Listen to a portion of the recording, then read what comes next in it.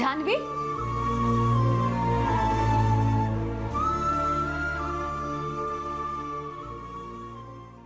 ಜಾಹ್ನವಿ, ಇವತ್ತು ನಾನು ವಸು ಇವರ ಆತ್ಮಾನಂದ ಗುರುಗಳಿದಾರಲ್ಲ, ಅವ್ರ ಆಶ್ರಮಕ್ಕೆ ಹೋಗಿದ್ವಿ.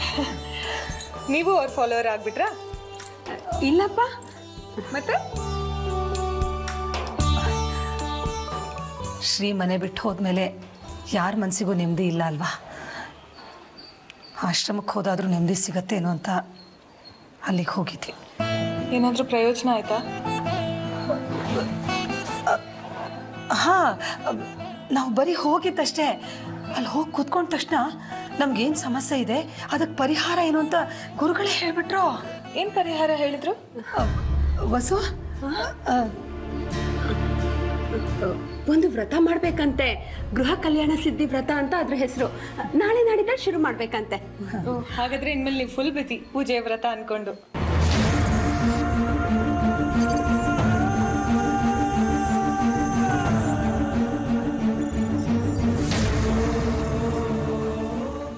ಏನ್ ವಿಷಯ?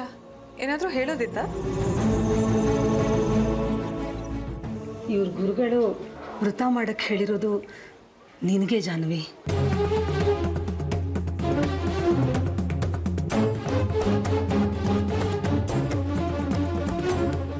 ನನಗೆ ಗೊತ್ತು ಜಾಹ್ನವಿ, ಈ ಥರದ ಆಚರಣೆಗಳಲ್ಲಿ ನಿನ್ನ ನಂಬಿಕೆ ಇಲ್ಲ ಅಂತ. ಆದರೆ ಆ ಗುರುಗಳು ಹೇಳಿರೋ ವ್ರತ ಮಾಡೋದ್ರಿಂದ ಶ್ರೀ ಮನೆಗೆ ಬರೋ ಹಾಗಾದ್ರೆ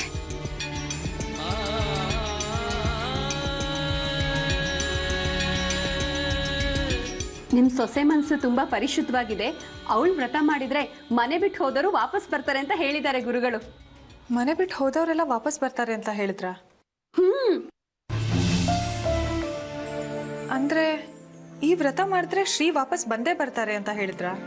ಹೌದು ಜಾಹ್ನವಿ, ಇದಕ್ಕೂ ಮುಂಚೆ ಗುರುಗಳು ಎಷ್ಟೋ ಜನಕ್ಕೆ ಪರಿಹಾರ ಹೇಳಿದ್ದಾರೆ. ಅವ್ರು ಹೇಳಿದ ಹಾಗೆ ಎಲ್ಲ ನಡೆದಿದೆ.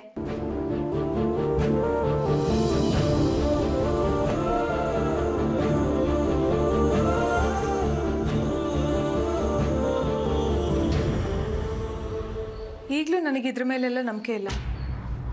ಆದರೆ ನಿಮ್ಮ ನಂಬಿಕೆಗೆ ನಾನು ಗೌರವ ಕೊಡ್ತೀನಿ. ಅಂದ್ರೆ ನೀನೀಗ ಪೂಜೆ ಮಾಡ್ತೀಯಾ?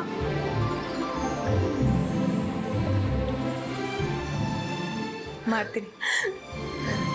ಹೇಳಿ, ಏನೇನು ಮಾಡಬೇಕು? ಇದು ಒಟ್ಟು 5 ವಾರದ ಪೂಜೆ. ದಿನ ಬೆಳಿಗ್ಗೆ ಬೇಗ ಎದ್ದು ತಣ್ಣೀರಲ್ಲಿ ತಲೆ ಸ್ನಾನ ಮಾಡಬೇಕು. ದೇವ್ರ ದೀಪ ಹಚ್ಚಿ ದೀಪ ಅಲಂಕಾರ ಮಾಡಿ ಆಮೇಲೆ ವಿಘ್ನ ನಿವಾರಕ ವಿಘ್ನೇಶ್ವರನ ಸ್ತೋತ್ರ ಹೇಳಿದ್ರೆ ಬೆಳಗಿನ ಪೂಜೆ ಮುಗೀತು. ಬೆಳಗಿನ ಪೂಜೆ ಮುಗೀತು ಅಂದ್ರೆ? ಹಾ, ಸಂಜೆ ಸೂರ್ಯಾಸ್ತ ಆದ್ಮೇಲೆ ಮತ್ತೆ ಇದೇ ರೀತಿ ಪೂಜೆ. ಆಮೇಲೆ ದಿನಕ್ಕೆ 1 ಹೊತ್ತು ಅಂದ್ರೆ ರಾತ್ರಿ ಮಾತ್ರ ಊಟ ಮಾಡಬೇಕು. ಹಸಿರು ತಡೆಯಕ್ಕಾಗಲ್ಲ ಅಂತ ತಿಂಡಿ ಎಲ್ಲ ತಿನ್ನೋ ಹಾಗಿಲ್ಲ. ಸೂರ್ಯೋದಯದಿಂದ ಸೂರ್ಯಾಸ್ತ ಆಗೋವರೆಗೂ ಬರೀ ನೀರು ಕುಟ್ಕೊಂಡೇ ಇರಬೇಕು. 5 ವಾರ ಪೂಜೆ ಮುಗಿದ್ಮೇಲೆ ಮನೇಲೊಂದು ಗಣಹೋಮ ಮಾಡಿಸ್ಬಿಟ್ರೆ ವ್ರತ ಪೂರ್ತಿ ಆಗತ್ತೆ. ಯಾವುದೇ ಕಾರಣಕ್ಕೂ ವ್ರತ ಅರ್ಧದಲ್ಲೇ ನಿಲ್ಲಿಸಬಾರ್ದಂತೆ.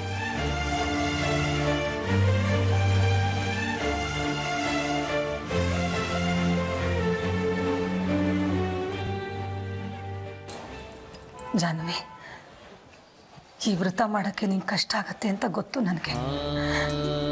ಆದರೆ ಶ್ರೀಗೋಸ್ಕರ ಇದೊಂದ್ಸಲ ವ್ರತ ಮಾಡಿಬಿಡು ಮಗಳೇ. ನೀವು ಹೀಗೆಲ್ಲ ಕೇಳ್ಕೊಂಡ್ರೆ ನನಗೆ ಹಿಂಸೆ ಆಗುತ್ತಮ್ಮ. ಶ್ರೀ ಮನೆಗೆ ಬರೋದು ನನಗೂ ಇಷ್ಟ ಅಲ್ವಾ? ನೀವು ಯಾವತ್ತು ಹೇಳ್ತೀರೋ ಅವತ್ತು ನಾನು ವ್ರತ ಶುರು ಮಾಡ್ತೀನಿ.